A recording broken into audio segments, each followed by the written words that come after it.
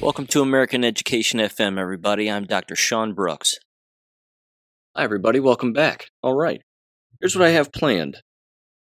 I want to spend a good deal of this episode again, sort of just running a thread throughout the entire thing about brainwashing, and more specifically, how discussing brainwashing and lying, and the fact that we've all been lied to about a great many things, of course, throughout our entire lives. And we were born into this lying system and this lying matrix. That there's a thing that goes on, I think, that is really problematic, is that some of the larger voices that exist, whether it be social media or just media in general, I guess, clearly they have a very hard problem getting down to the root of the matter. And they have a hard problem simply telling people that they've been lied to, that it doesn't have to be this long, convoluted story as to why things are irrational or not rational, or however, again, you want to phrase it, but that it's just basic lying.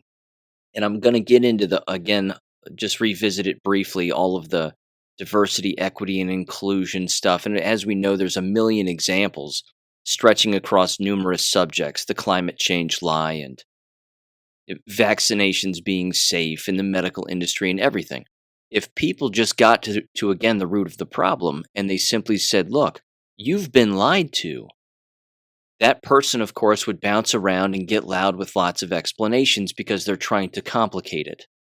And they're having a hard time recognizing that the simplest explanation is the one that is the most correct. And it's just that people have been lied to. And unfortunately, one of the reasons that these conversations continue to exist about all of these things that are not real, and these constant debates and conversations back and forth, again, whether it be on podcasts or any television show or news outlet, again, whatever it may be, school board meetings or city council meetings or whatever, is that the individuals who believe that they are right, of course, tend to be wrong. And if everybody's thinking alike, of course, as I've said, and as George Patton has said, someone's not thinking. It's profitable to continue the useless conversation. That's my ultimate point. That's why people like the Daily Wire, they're really not talking about anything different today than they talked about 5 years ago. People like Steven Crowder, same thing. All of these individuals, again, who are real gatekeepers, are not interested in getting down to the crux of the matter and then looking at individuals who believe that something is real when in fact it is not, and simply saying, listen, you've been lied to. And then just stare at them. And just keep staring at them and say, wait a minute, you've been lied to. You're here talking to me and arguing and attempting to argue about climate change or gender dysphoria or there are multiple genders or all of this nonsense that countless people, again, continuously talk about. They can't get to the crux of the matter because, again, all of their subject content would go away in an instant. And if everybody all of a sudden recognized that they had been lied to and they all woke up at the same time, it would stop being profitable for the people like the Joe Rogans of the world and the RFKs of the world and all of these individuals. They have to keep this going. So they consistently sit on the fence and walk a tightrope, basically, to make sure that they don't go in one direction or another. They just keep the conversation going in that straight line. But the fact is we have to shake that rope from underneath their feet. And we have to call these people out because they're not doing what they really should be doing with the voices that listen to them and the platforms that they have. They're incredibly massive.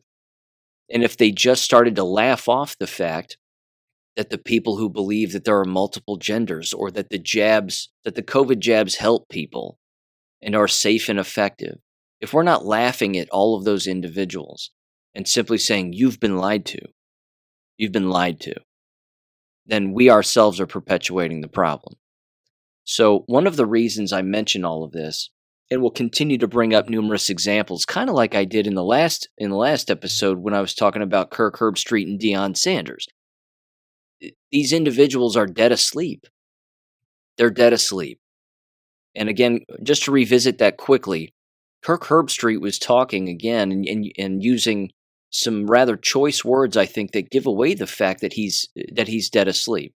And I think I said he lives in Centerville, Ohio. He doesn't. He's from Centerville, Ohio. I think he lives in Nashville, if memory serves, and that's what I was told, and I think that's the case. Either way, he was saying things like, with regard to his son who has permanent heart damage, that we've encountered a setback. He called it a setback. It's not a setback. A setback is too dismissive. Your son is being murdered by a medical industrial complex that has lied to you. That's the answer. And then, of course, Kirk Herbstreit is very dismissive when it comes to people having conversations on the internet and facts that exist on the internet. And you heard him in that last episode say to Pat McAfee, he said something like, "Pat, I know that you and your crew are tied into the internet and you do the internet thing," he called it. Well, there is no internet thing. There is only the truth. And the internet happens to be one of those places where you can find the truth, not our truth, none of these other convoluted phrases that get used. There's just the truth. But that takes a curious person, and that takes a thinking individual. And then you have to play the game of process of elimination. And you have to start eliminating what places on the internet are telling you the truth and what places are not. And then start to pick up on pattern recognition. And how often are you seeing a particular thing, or how often are you not seeing a particular thing? That again is why I bring up the brainwashing aspect.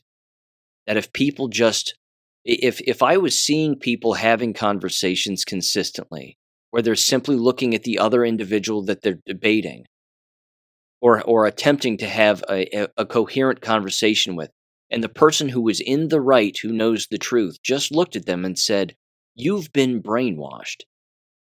You were born into this brainwashing system that tells you lies, and you believe things that are not real." Again, the thrashing around that would exist from that individual is almost demonic. It's almost demonic. I came across again a clip of a woman. She's wearing a mask. She happens to be black, and she's talking to a guy who has. I've seen a couple of his videos before, but he'll go out on the street and he'll ask individuals particular questions, sort of social dynamic questions like, "Hey, why are you still wearing a mask when no one's wearing masks?" Things like that.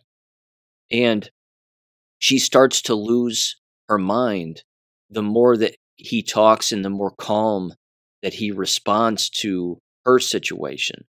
She'll say things like, "Well, you're a nationalist, or you're a far right-wing extremist," she said. And then he says, "Why do you say that? What gives you that indication?" She quite specifically looks at him and says, "You have an American flag lapel pin. That's why you're a white nationalist." And he goes, "I'm Middle Eastern, and I happen to live in America."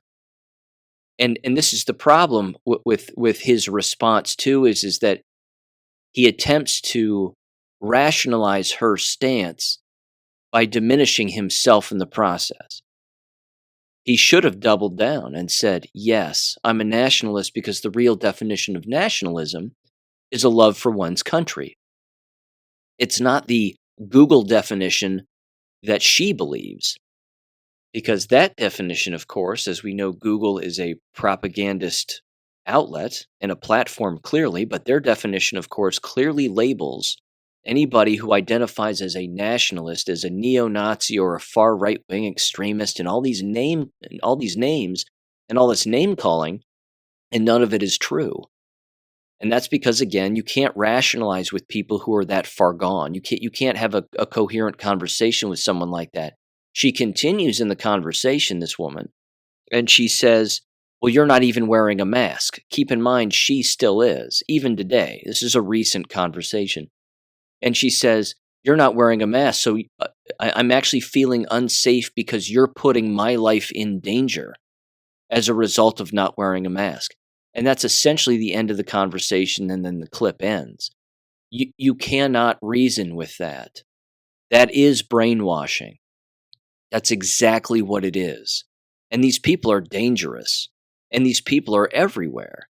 They're all over the place. They're a danger to themselves, first and foremost, because psychologically they're gone. They haven't had a lobotomy, but their brain has been warped so much to the point where they not only believe things that are not real, but as we know, they will defend it to the very end, which, as we know, is the definition of what the Matrix is. That the people who do not want to wake up don't know that they can wake up because they don't know they're asleep. And they will defend the Matrix to their dying breath, which, as we know, is happening sooner rather than later. Here's another reason why I bring this up. I decided to watch Stu Peters the other night for the first time in a very long time, because he's moved back to the 6 o'clock in the evening hour as opposed to 8 o'clock. I don't know what he thought. He and the people around him thought that because Tucker Carlson was fired from Fox, that he would somehow fill that audience void by moving his show to 8 o'clock. Well, that didn't happen. So now he's back to 6 p.m.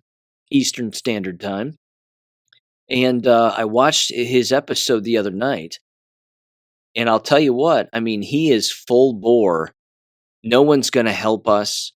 No one's working on our behalf. We have to take back control ourselves 100%. We have to start pulling triggers. And then he'll say, but I'm not advocating for violence. It's hilarious. It's absolutely hilarious.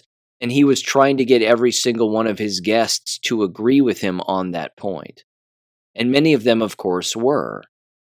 Here's the problem with Stu Peters again and his particular take on this, is that he finds it impossible that there are multiple dimensions of thinking and that there is a very positive operation taking place to wake up the masses, as, of course, you've heard me talk about at length, along with countless other people. I want to mention this very quickly, and this was a post on greatawakening.win that I think is appropriate. It's certainly something that's worth more thought, because, again, the operation that took place in order to deprogram people and unprogram them was massive and immensely important. We wouldn't be where we are now if it wasn't for that. If hundreds of millions of people weren't paying attention again to those Q posts and those Q drops, then where would we be? We would still be in the Matrix. Many of us would still be trapped. Not all of us. A lot of people were waking up again on their own, but what did that Q operation do? It amplified it. And then they, again, in those drops, and this was hilarious, they consistently said, when is the media going to ask the question? When is the media going to bring this up? Because under the ground, so to speak, even though it wasn't underground, it was above the media's wavelength of thought, but it was gaining so much steam back in the day that the media had ultimately no choice but to bring it up and bring it into the mainstream. And they all coordinated their conversations around it, and they all said the same kinds of things. They said it was a conspiracy theory, that it's online anonymous posts that have no validity, and none of this other stuff. And then they actually started to bring it up even to the president of the United States, who was Donald Trump. Of course, he's still the commander-in-chief, but they were forced to ultimately bring this up, which was the last thing they wanted. They didn't want to do that, which means, yes, there are good guys, and there are good guys controlling bad guys, and this is a very good thing. This is happening constantly. Again, the amount of revelations that have taken place this entire time are undeniable. It's undeniable. But you're finding out who the turncoats are, and you're consistently finding out who's willing to dismiss it and ignore it and even laugh at it. That's absolutely ridiculous. Why would someone laugh at something that they've learned so much from, that has deprogrammed them and gotten them to think on different wavelengths? This is what Stu Peters is incapable of doing. And again, I've had people reach out to me and say, in the comments section under a lot of Stu Peters' posts and a lot of the things on social media, that he glows harder than an FBI agent. I don't know if he has ties to the feds or not. I just know that he specifically is trying to ramp things up And in the process, he's really talking out of both sides of his mouth because he's trying to get people to support lawsuits against particular causes that, of course, have damaged numerous people, specifically that are shot related or hospital murder related. And at the exact same time, out of the other side of his mouth, he says, we can't trust the judiciary. Well, if that's true, then why are you giving money to these individuals so that they can fight the legal system and fight these people in a court of law? Which leads me again to this Great Awakening post. And I'm going to read this, and then I want to read one of the laws that specifically gets brought up at the end of this post. Here's what it says, quote, "This is an information war. I would bet my life savings every corrupt politician, deep state actor in our government was following the Q drops, just like we were. Then they were collaborating behind the scenes, much like we do here. It says the deep state were using secret Google servers in foreign locations and using methods and prevented the NSA from collecting their internal conversations, or internet conversations rather. They thought they were being tricky. Unfortunately for them, the Q team were monitoring their conversations and knew what their plans were as they made them. Q told us disinformation was necessary. Disinformation keeps us confused also. It kept the enemy confused." I'm going to stop the post there real quick before I keep reading. There were posts that were clearly telling us that the enemy was using PlayStations and the PlayStation Online platform, along with Xbox and other video game streaming platforms, to communicate with one another. That was on purpose. I mean, we were told that, and that was a thing that was happening. And then we were being shown, isn't it interesting that the PlayStation system and the online PlayStation system would get turned off and that the online access wouldn't work anymore? Same thing with Xbox, same thing with these other video game streaming platforms where you can play a game and communicate with one another as seeming anonymous people, maybe using a VPN, and then the enemy was communicating that way because they knew that their other channels of communication were shut off or certainly diminished or, disappearing. Well, why would that be the case? Again, for someone to say that there aren't good people behind the scenes fighting in this war, that person has lost the plot. There most certainly are very good people. And, I might add, and this is rather important, there are things that are going to take place that we are never going to be told and that we can't comprehend. But we have to assume that it's happening on a daily basis, all day long, that there are people on top of this all of the time, just like, frankly, we are at our own level. We're not supposed to know everything because we can't. But there's a lot of information that we're being told these days because of all of the information that exists out there, that we still have the ability to connect dots and focus on what's really going on. So, let me continue with this. It says disinformation would make the enemy modify their plans based on the new fake information. This reaction moves the enemy in a direction Q is hoping for and stops them from walking through the front door, like the Q post below suggests. It says instead of walking through the front door, the enemy are bouncing off the door frame each time, moving the movie and the timeline in a direction that was predetermined. Once the enemy is at their new location, provide more Q drops and start the ball rolling again. Eventually, the enemy is backed into a cage, and the door can be shut. I think most of the Q plan has run its course. Evidence has been gathered, guilty parties have been marked, period. It says, today, I think that we are watching a continuous series of news stories, whistleblowers, government findings that sends the enemy running in different directions to cover up their tracks. It is not always the crime that gets you. The cover-up, it shows guilt. It shows you were knowingly involved. Like Adam Schiff when he was talking with John Durham. Same thing. He looked like a deer in headlights. And he was trying to get John Durham again to admit to some wrongdoing or some procedural step that he didn't engage in that he should have. None of that's true. And John Durham made a dig at Adam Schiff to remind him that even he's been duped regarding phone calls and dissolving information and lying to people over phone calls with foreigners that he thought were real when in fact they weren't. When it came to, political stuff regarding Donald Trump. The post wraps up here and it says the following quote, "The stage must be set. This means showing the American people that every branch of your government is corrupt. What have we been witnessing recently? The executive, legislative, and judicial systems are functioning unconstitutionally. All the three-letter agencies are coordinating as one big corrupt organization. This leaves the American people with no avenue to regain control of the government. What happens next? It's very simple, and this link explains it nicely." And they link the following. This is 10 U.S. Code, subsection 253. Interference with state and federal law, it says. And here's what it says. It's rather brief.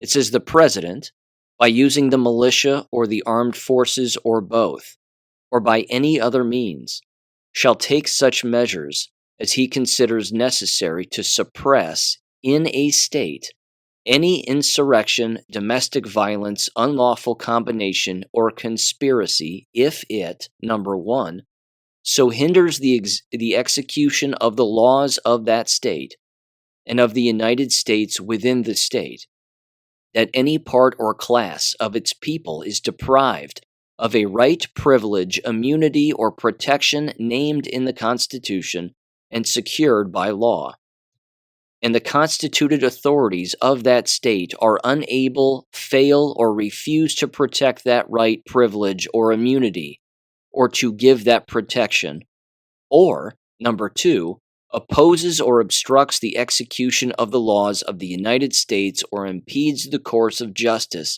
under those laws. It says, in any situation covered by Clause 1, the state shall be considered to have denied the equal protection of the laws secured by the Constitution. And then there are numerous references in other statutes and subcodes, or subsections rather. The point is that the president has the ability to use the military to infiltrate every aspect of the United States government, even at the state level. Does this mean a soft martial law in the future? I don't know. It wouldn't surprise me. Again, I've brought this history lesson up before. I'll bring it again because it's relevant. When Adolf Hitler was elected president by the people of Germany, he was elected because, again, they were all poor. Crime was at an all-time high. Degeneracy was at an all-time high. Unemployment was at an all-time high. And their currency was worthless. So they started their own banking system. They kicked out the foreign bankers. They locked up the secret societies. They rid their country of Freemasonry to the best of their ability, although it went underground as it does everywhere. And they brought their people back to a state of national pride. What he also did, which was rather important, is he took control of his entire cabinet and the politicians around him because he knew that they were corrupt and that they were going to work against him. So they had it in their laws and in their statutes that he could do that. Now, of course, the mistelling of history and the lying of history textbooks, and certainly the people who peddle those books, what if they told you about that action? Well, they would say he was a dictator. Well, that's not true.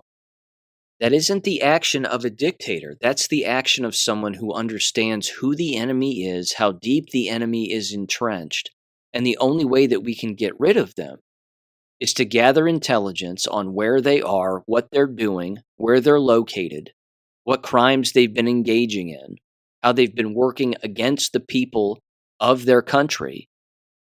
And then we will either arrest them, expel them.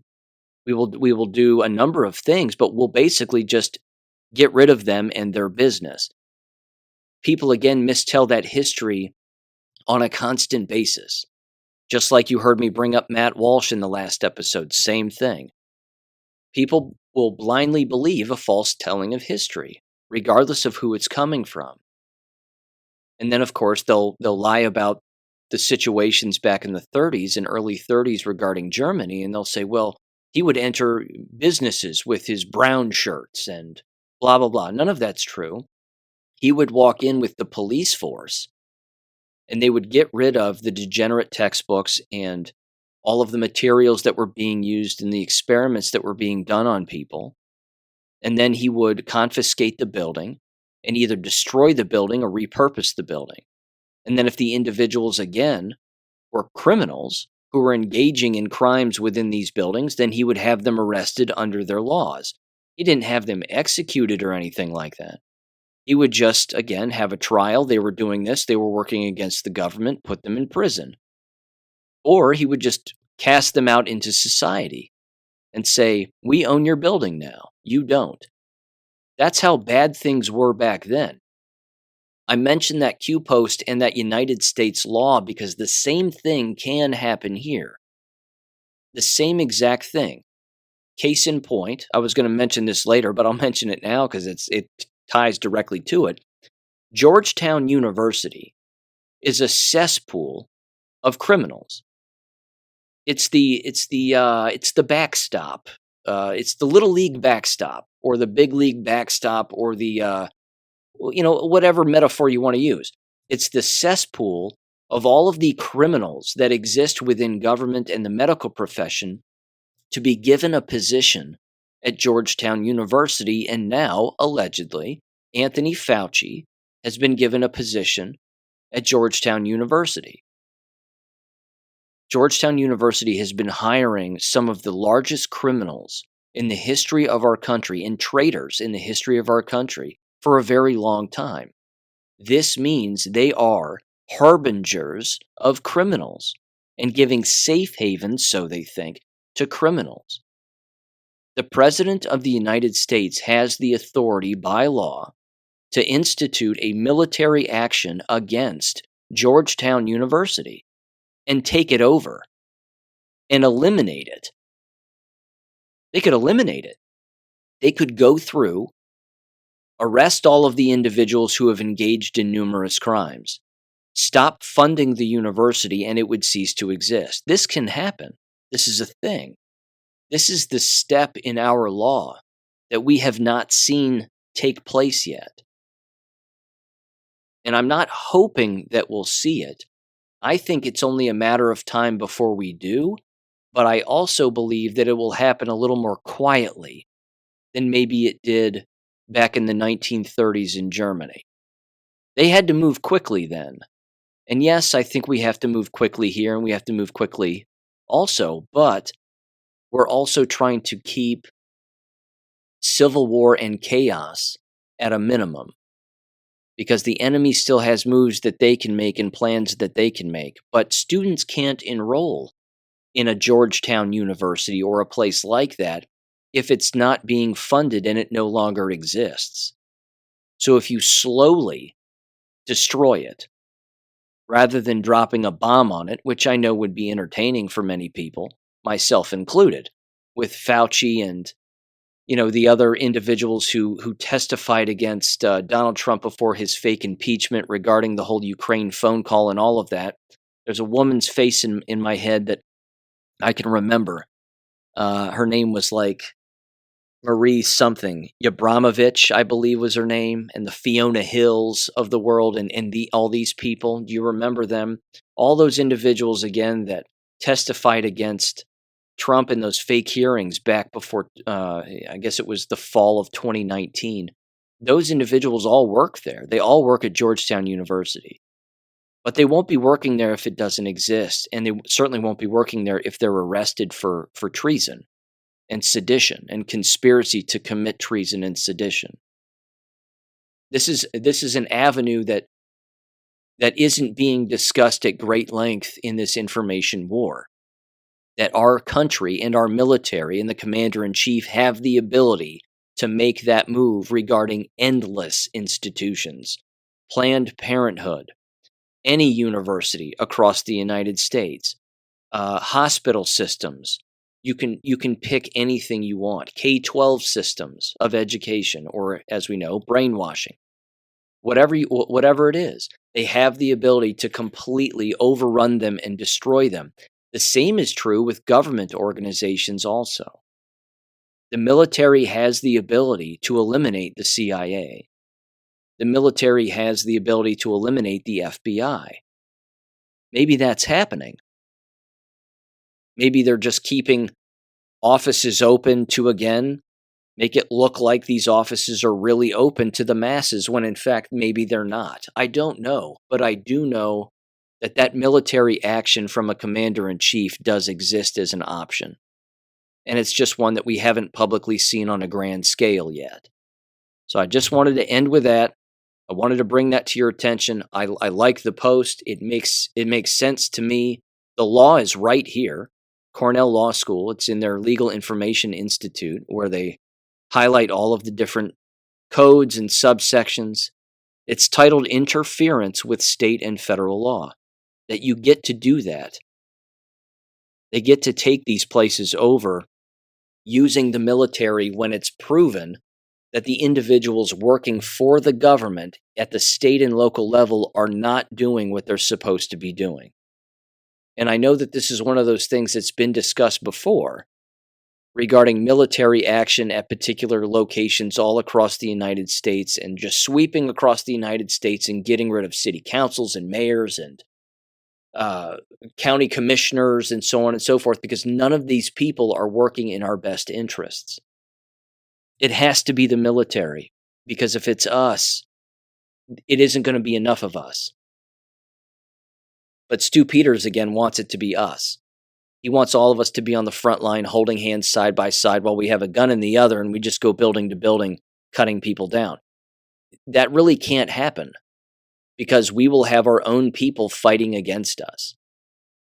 And even awake people fighting against us, and that's not viable. That's not a viable situation, which is why Stu yells a lot on his show, and he doesn't think multidimensionally about multiple different options, let alone the law. So with that said, I just wanted to bring that again to your attention, and it kind of leads to this very quickly before I get into some education-related things. Again, you heard me mention in the last episode the document from the Director of National Intelligence, allegedly, simply saying that the CIA and the FBI have come out with statements about the origins of SARS-CoV-2. All that document really did was prove that if the CIA said what they said and the FBI said what they said, then both of those institutions are lying, which means both of those institutions are in on it. Well, now there's this document, which is making the rounds. The CISA document, the weaponization of CISA, it is titled, How a Cybersecurity Agency Colluded with Big Tech and Disinformation Partners to Censor Americans. And this is from the interim staff report of the Committee on the Judiciary and the Select Subcommittee of the Weaponization of the Federal Government from the U.S. House of Representatives. And this was from Monday's release. So there's just a couple of points here that I want to bring up here. First of all, CISA stands for the Cybersecurity and Infrastructure Security Agency. And I want to read through a few points here that they highlight. They said this interim staff report details, among other things, that, number one, CISA is working with federal partners to mature a whole-of-government approach to curbing alleged misinformation and disinformation. It says number two, these are bullet points, CISA considered the creation of an anti-misinformation rapid response team, quote-unquote, capable of physically deploying across the United States. It also says CISA moved its censorship operation to a CISA-funded nonprofit after CISA and the Biden administration were sued in federal court, implicitly admitting that its censorship activities are unconstitutional. CISA wanted to use the same CISA-funded nonprofit as its mouthpiece to avoid the appearance of government propaganda. And then finally, it says members of CISA's advisory committee agonized that it was only, oh, this is a quote, only a matter of time before someone realizes we exist and starts asking about our work, unquote. What this document proves from this subcommittee on the weaponization of the government against the people is, number one, that's the name of the committee. it's about it's about the weaponization of the government against the people. Number two, they have it in CISA's own words that they are coming after the American people. So what does this document show? It shows that CISA doesn't need to exist. CISA is the long arm and the strong arm of the government as one institution separate from all others, but working together with all others to weaponize themselves against us. That's what this document lays out. Again, it is a 36-page document, and it's overwhelming.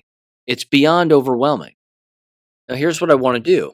I just want to skip to the conclusion, which is page 37 of this PDF, and I will put this document on my website again under the government documents tab. That is this ongoing list of government documents, but this is an important one. It's just one page, it's 3 paragraphs. It just says conclusion at the top, and it has a quote from Barack Obama. It says, quote, "Silencing those who disagree with us is a sign of weakness, not strength, and it won't lead to progress." That's rich and that's hilarious. He, of course, is a pathological liar, and this is allegedly a quote from him from April of this year. So here's the first paragraph. It says, quote, this is the conclusion again. "In 2019, CISA's chief counsel claimed, quote, 'We are not law enforcement and we're not the intelligence community,' unquote. In theory, the statement is accurate. CISA is not a law enforcement agency and is not authorized to act as an intelligence agency. But, in practice, that is how CISA has behaved, aggregating to itself the authority to conduct surveillance of Americans on social media. CISA expanded its unconstitutional practice by developing an elaborate social media censorship apparatus spanning multiple organizations in order to facilitate the censorship of Americans' political speech both directly and by proxy. There is no constitutionality, viable, legal authority that allows CISA to engage in this or any other kind of censorship. Thus, not only does CISA's conduct violate the First Amendment, it also disregards the basic principle of the separation of powers, which prohibits agencies from acting outside of their congressionally delegated sphere." Second paragraph. As Suzanne Spalding, the former CIA legal advisor and MDM subcommittee member, presaged, it was, quote, "only a matter of time before someone realizes we exist and starts asking about CISA's repeated violations of the First Amendment. CISA's attempt to cover up its surveillance and censorship operations will not rectify the damage inflicted on the American people by government-induced censorship. Neither CISA's scrubbing of its website nor the Biden administration's stalling of records requests can conceal the true nature of CISA's work in combating MDM." Final paragraph, quote, "CISA must be reined in, as must the Biden administration's whole-of-government approach to social media censorship. Every American has the right to express his or her opinion online and to receive information from others. Government classifications of opinions as misinformation, quote-unquote, or disinformation, quote-unquote, do not nullify the First Amendment's guarantees. A free and democratic society is impossible under a government that acts as an ultimate arbiter of truth in political discourse. To better inform legislative efforts to end government censorship on internet and protect Americans' rights guaranteed by the First Amendment, the committee and select subcommittee will continue to investigate the extent of CISA's and other executive branch agencies' interactions with social media platforms," unquote. That Barack Obama quote, by the way, as it says here in the reference page or the footnotes of this page, was apparently from Twitter. Now, again, do we believe that Barack Obama is in control of his Twitter account? I don't think so. I don't think he is. I think somebody else is in control of it. That's my personal opinion. But yeah, either way, it's not that CISA needs to be reined in, it's that it needs to be eliminated, as do everybody in every organization that are working with such committees and such groups. This is the weaponization of the government against us, to eliminate us. If they take away our ability to tell the truth, then they take away the ability for us to get information out to people to save their lives, so that they can make the best and most well-informed decision.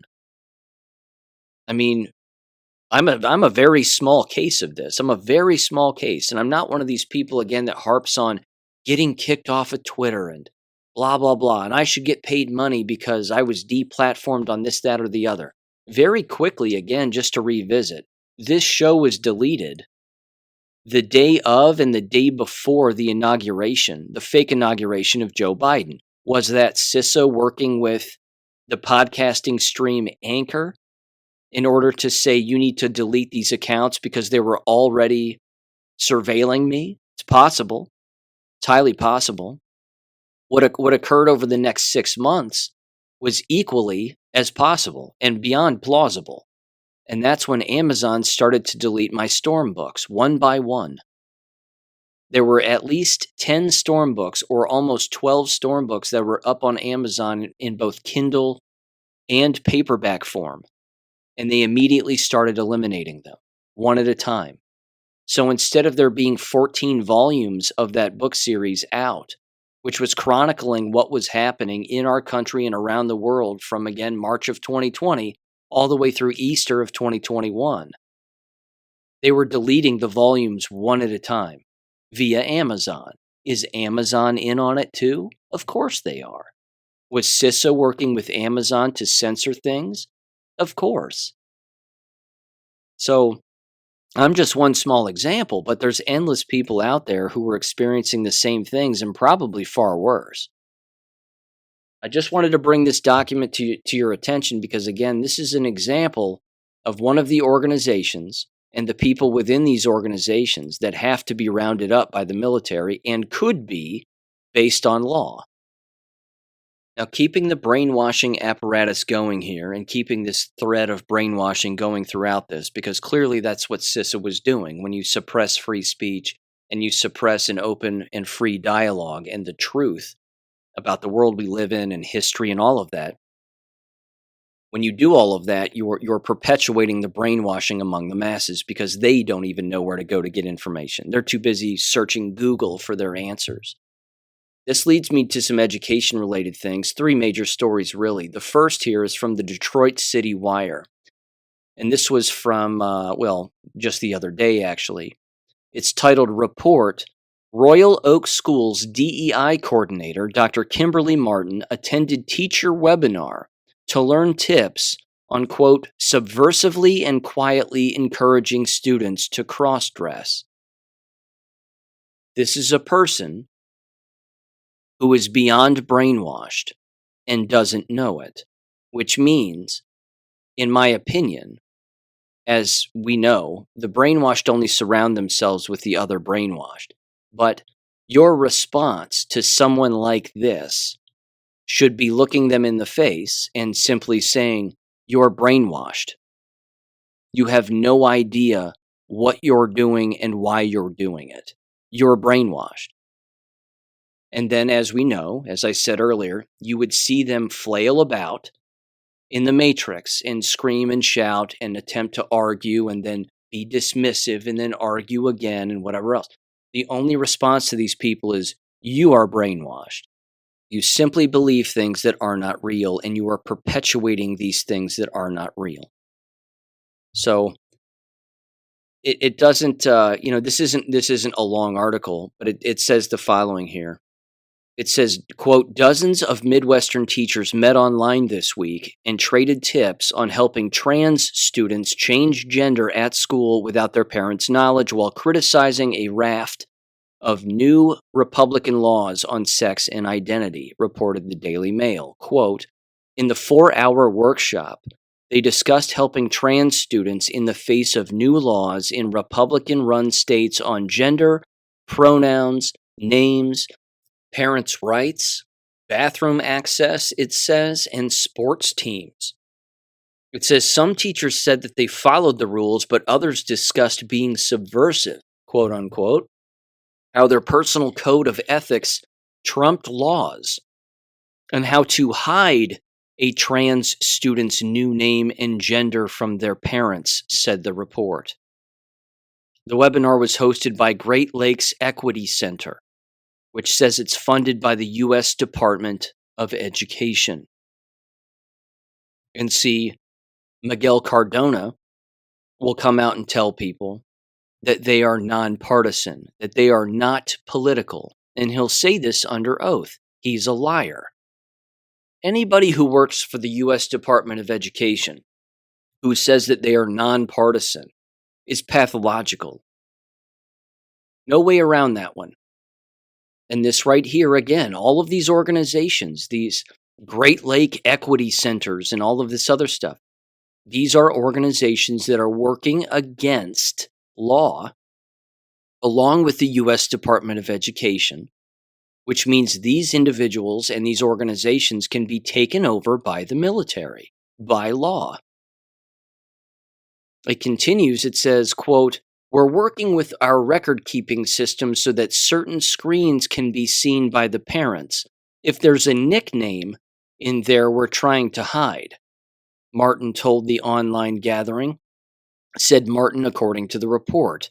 Martin has worked at Royal Oaks schools since June 1st of 2021, according to the school district's website. The website said Martin is a dedicated social justice advocate and diversity consultant.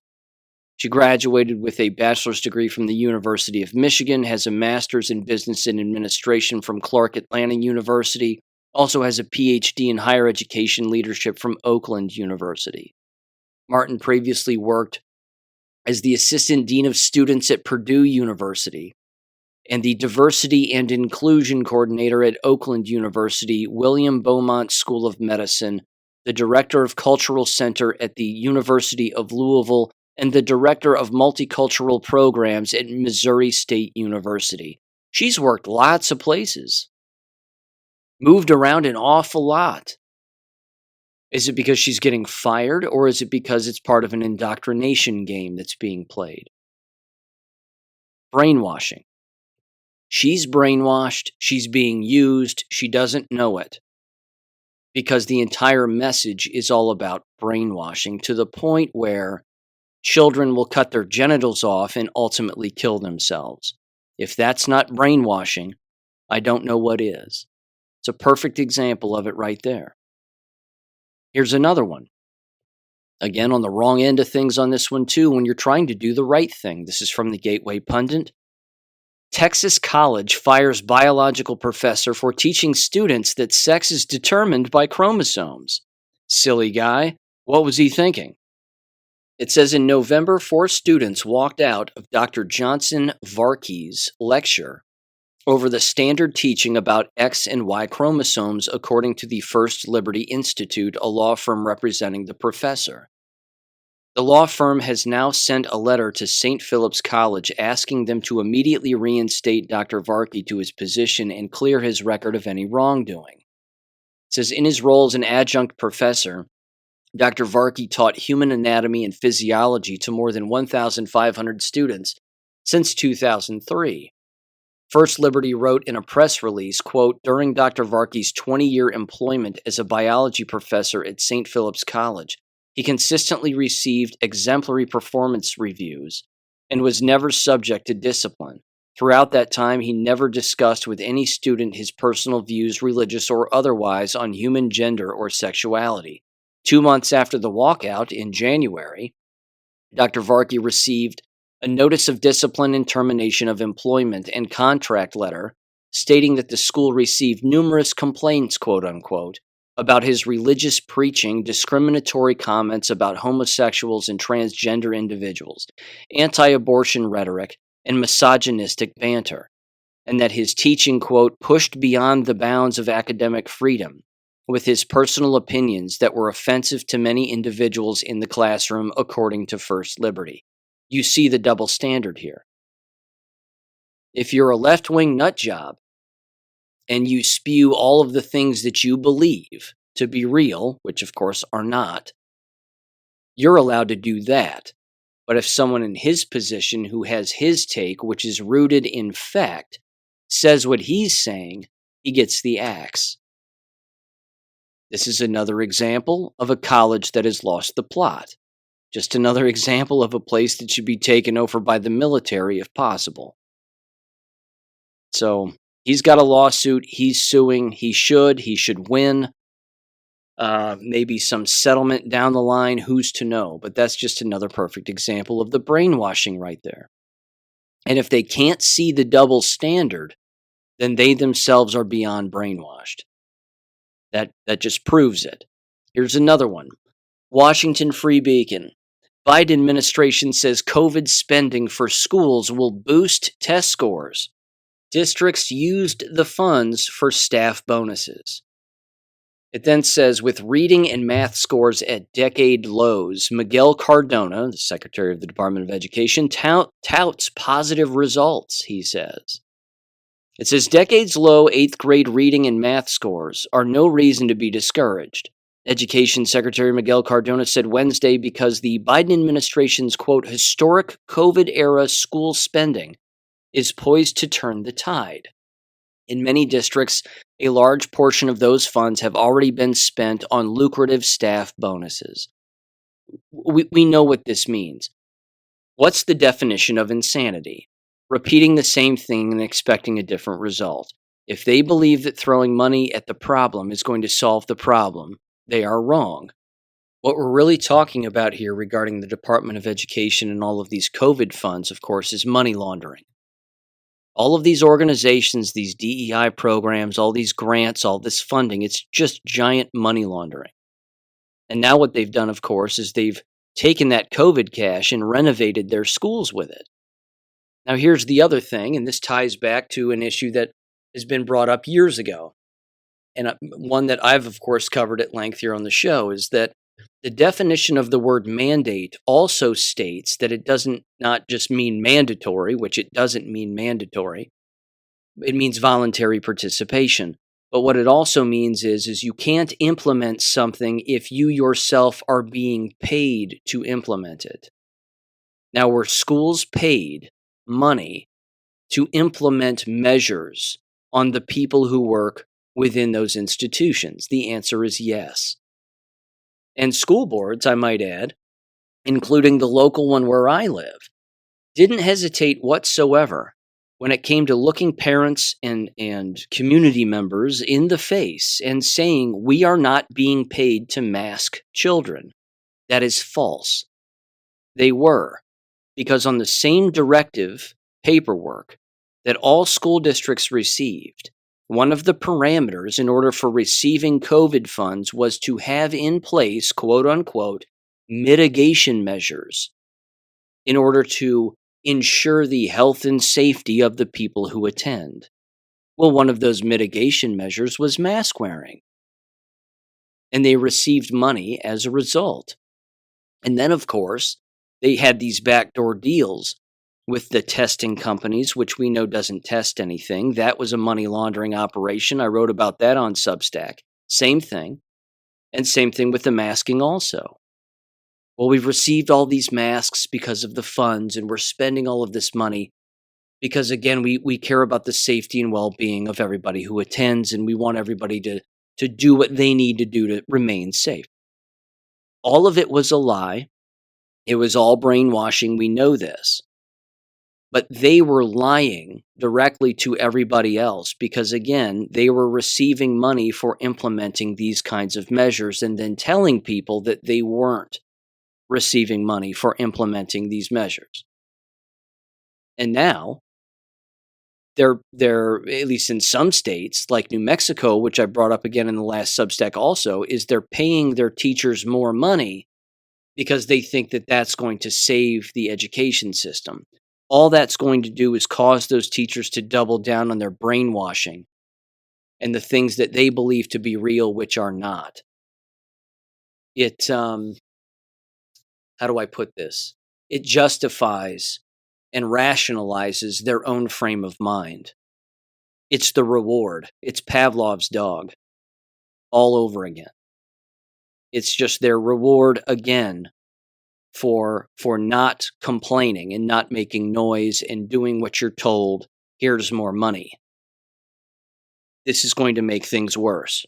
These organizations and these radical programs are also, as I just stated, receiving more money also, which means they're going to find their way deeper into American K-12 and university professional development. And universities are already working with K-12 schools on a professional development level. And what are they really developing? All they're doing is developing more of the brainwashed mentality. They can't be saved. They cannot be helped. The Department of Education has got to be eliminated. Period. This is another reason again, and it stretches back to the people I was bringing up at the beginning. The individuals that aren't having the correct conversations and are frankly perpetuating the problem because they're not getting down to the root cause. It's why I don't like Charlie Kirk. It's why I don't like people of that wavelength of thought. He's said time and time again, we're not going to get rid of the Department of Education. I think it's a lost cause, getting rid of it, and that's just the way that it's going to be. We're just going to have to manage it and deal with it, and hopefully we can get somebody in that's good and blah, blah, blah. Charlie Kirk, again, is incapable of thinking multidimensionally about just about anything. Just about anything. And that's the problem. The American people can do without the Department of Education. The so-called education system is going to cease to exist in the future. This is beyond Charlie Kirk's wavelength of thought. He can't think that far down the line. He doesn't understand that our society existed, and certainly in a more healthy manner, when it didn't have the American K-12 public education and the Prussian education system. He doesn't know this. So what does he do? He walks that tightrope, just like the Michael Knowleses of the world and the Ben Shapiros and everybody else. And they walk that tightrope because they have to maintain that conversation, that back and forth. Oh, the wind's blowing a little in this direction. Well, I'll lean that way. And it's blowing in this direction. Now I'll lean that way. But they're still walking on the same rope. I'm saying we need to burn the rope. Get rid of the rope. Let the conversations that aren't addressing the real problem go away, and then call it for what it is. If you believe that the Department of Education needs to exist or needs to continue to exist in one form or another, you are brainwashed. And you're perpetuating the problem. So, there you go. That's my summary on that. Couple of jab-related things, and then I want to end with a quick little jab story. Let's see here. Basketball player, 28-year-old, died, ironically enough, during a stress test. Long after he took the shots and knew that he had myocarditis and that the shots gave him myocarditis, but during a stress test to see how his heart would handle things in his current state, he ended up dying in the process. This is from The Blaze. Professional basketball player dies suddenly of heart attack. 28-year-old previously blamed COVID vaccine for myocarditis after collapsing on the court. Oscar Cabrera Adams had previously collapsed on the court during a game and subsequently blamed the COVID vaccine for his quote-unquote damn myocarditis. Let's see. Collapsed in December of 2021 when he was 26 years old. Fainted during a game in Spain and was transported to a local hospital. Was taking a stress test recently and died of a heart attack. So there's that. There's also this from the expose, specifically tying in 5G and the lie that is bird flu. I love how they perpetuate these lies. Again, when someone talks about bird flu, your response to them should be, that's not true, there's no such thing. It's a lie, bird flu. And then they'll say, well, what do you mean it's a lie?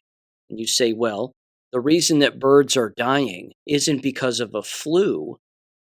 It's because of radiation. It's because of 5G. That's why they're dying. And that's the truth. The title of this is, "It Wasn't Bird Flu That Killed Wild Birds in Europe Last Spring, It Was Radiation Sickness."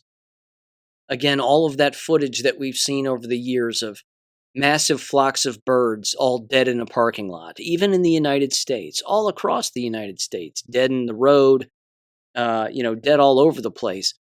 It's not some bird flu. It is quite literally electromagnetic radiation and electromagnetic frequencies. And they go through the history of it rather in a rather comprehensive way, which is fantastic. Again, these expose articles are lengthy, but man, they're excellent. They're absolutely excellent.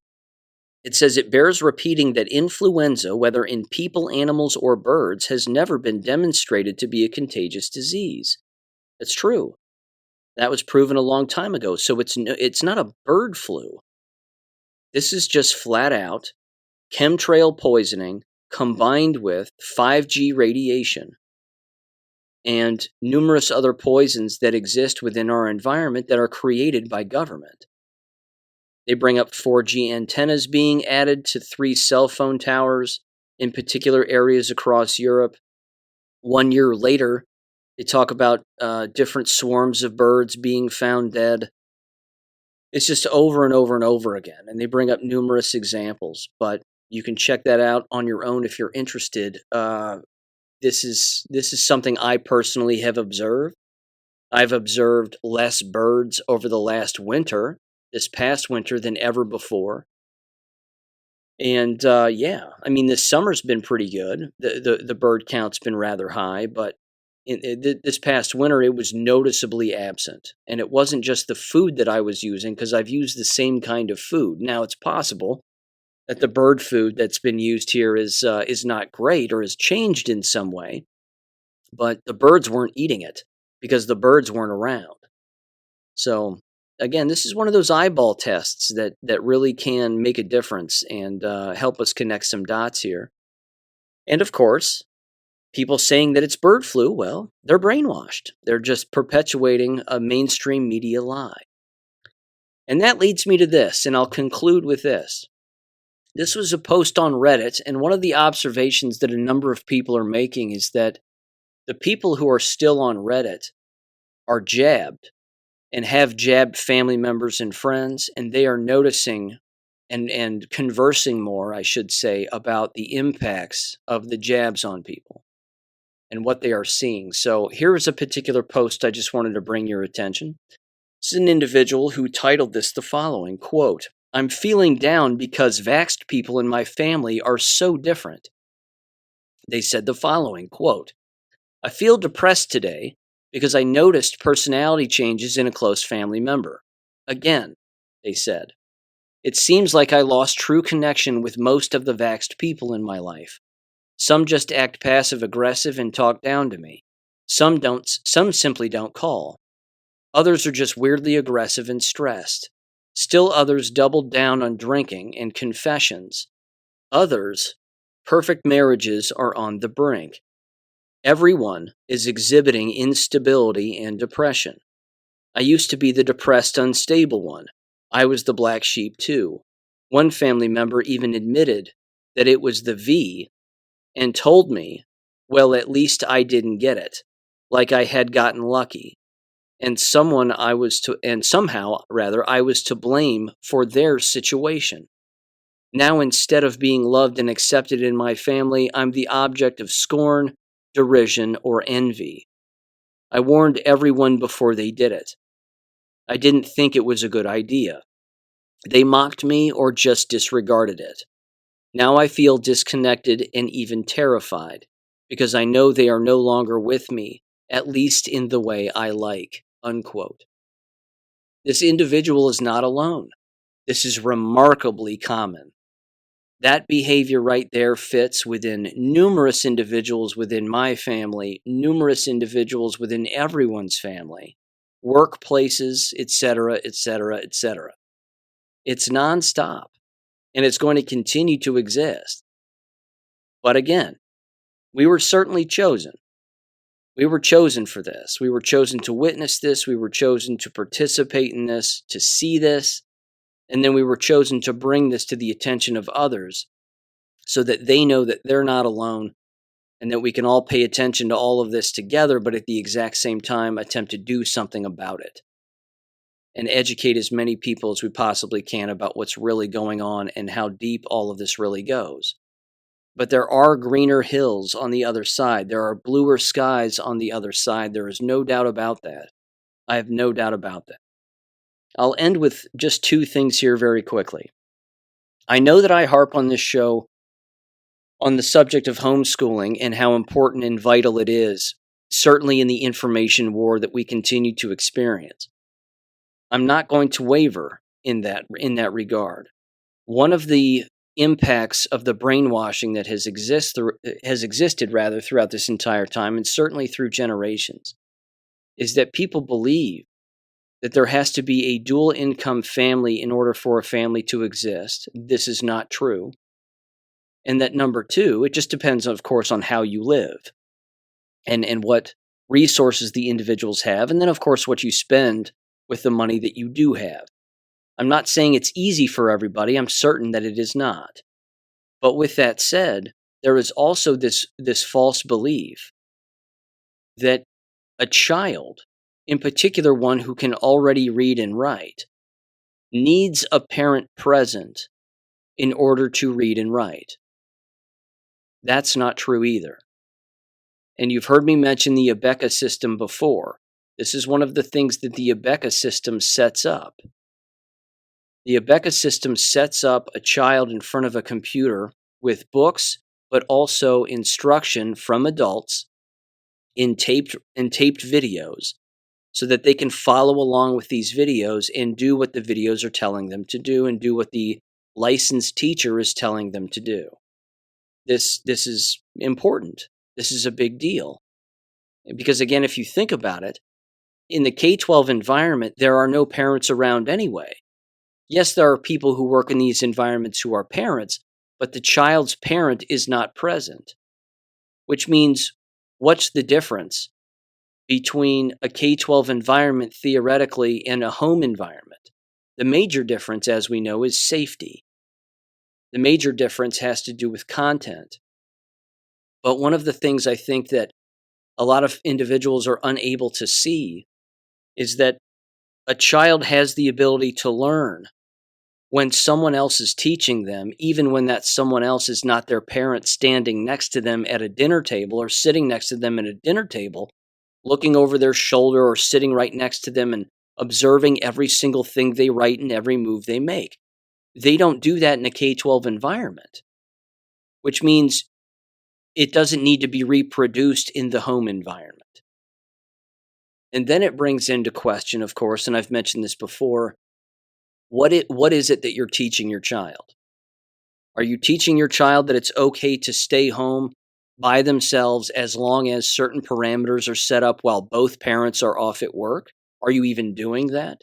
Or are you simply saying, I can't leave my child home alone because my child won't know what to do? Well, why don't they know what to do?